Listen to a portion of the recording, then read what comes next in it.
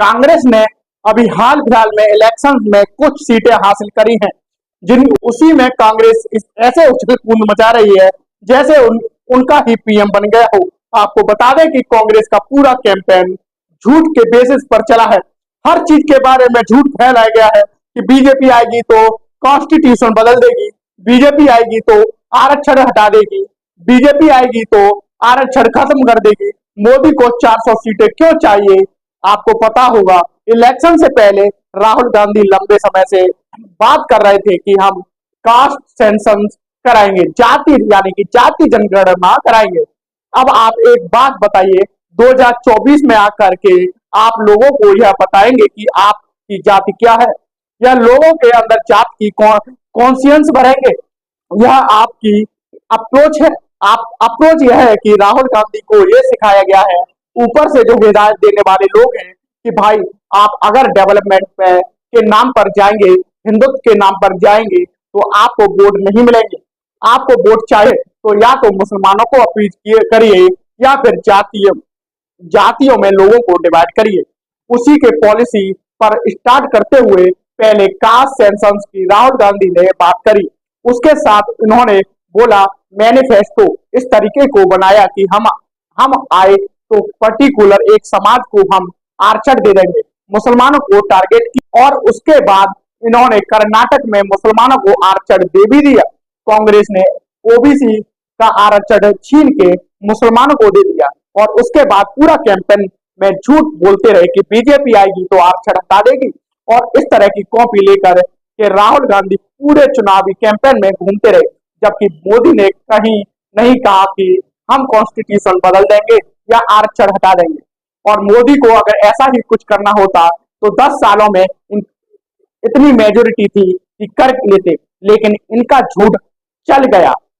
अब राहुल गांधी उसी के झूठ को आगे चला रहे हैं, और इन लोगों ने कांग्रेस वालों ने टारगेट करना स्टार्ट किया। जो इनके खिलाफ बोलता है उसको टारगेट करते हैं।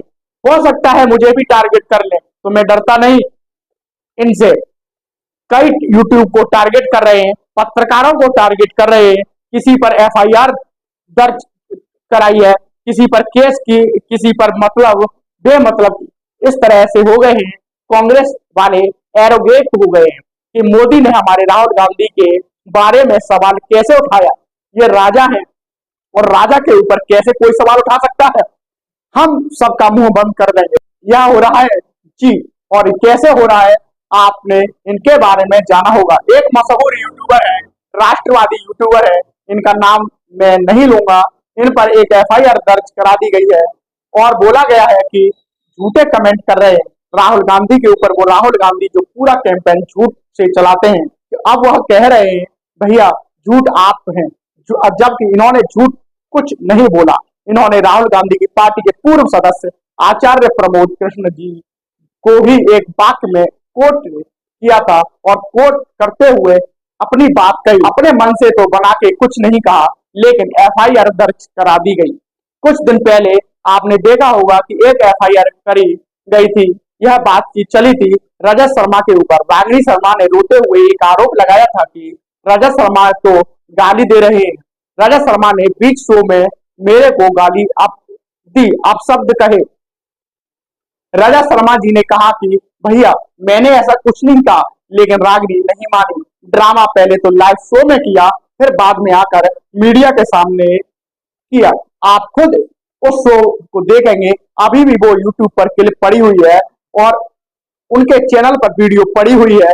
उसमें आप देखेंगे तो आपको पता चल जाएगा कि रागिनी नायक उस दिन आई ही इसीलिए थी कि कैसे भी रजत शर्मा को टारगेट किया जाए। और गुस्सा क्या था कि रजत शर्मा ने आपकी अदालत में मोदी को तो बुला लिया और मोदी का कार्यक्रम करवा दिया, जिससे दिल्ली में गरीब का भी होना चाहिए, अमीर का भी होना चाहिए।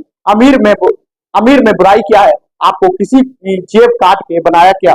अपनी मेहनत से बनाया। उसमें आईपीएल में टाटा ने ऑक्शनिंग करी, टाटा को मिल गया, टाटा आईपीएल हो गया। किसी ने जियो में मान लो अंबानी के पास पैसा था कि जियो का फाइबर बिछा सकता है, बिछाया। उसने अटानी के पास पैसा है कि पोर्ट्स बना सकता है, बना रहा है। जिसके पास पैसा है वो बनाएगा, आपको रोक कौन रहा है? आप भी बनाइए।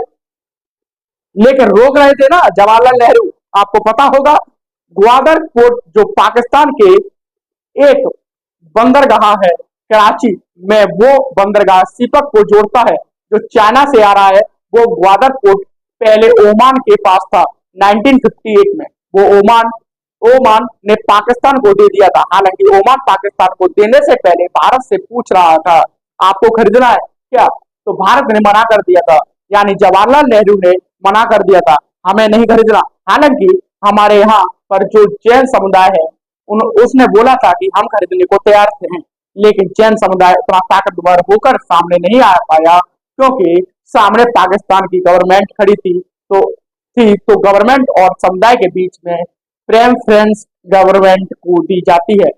यह आरटीआई से खुलासा हुआ है। इनके नाना जी तो पोर्ट लेने को तो तैयार नहीं थे, कोई बेच रहा था तो सस्ते में बेच रहे थे वो लोग और दूसरे को करने नहीं दे रहे। यह तो इनकी मंशा है। और अभी संसद का सत्र स्टार्ट हो जाने दो, जून का महीना खत्म हो जाने दो, इसके बाद देखना यह आदमी आपको विदेश में मिलेगा। साल के 2-3 महीने तो यह आदमी विदेश में रहता है। इससे देश की सेवा करनी है। फैसला आपका है, विचार आपका है, आपको क्या करना है।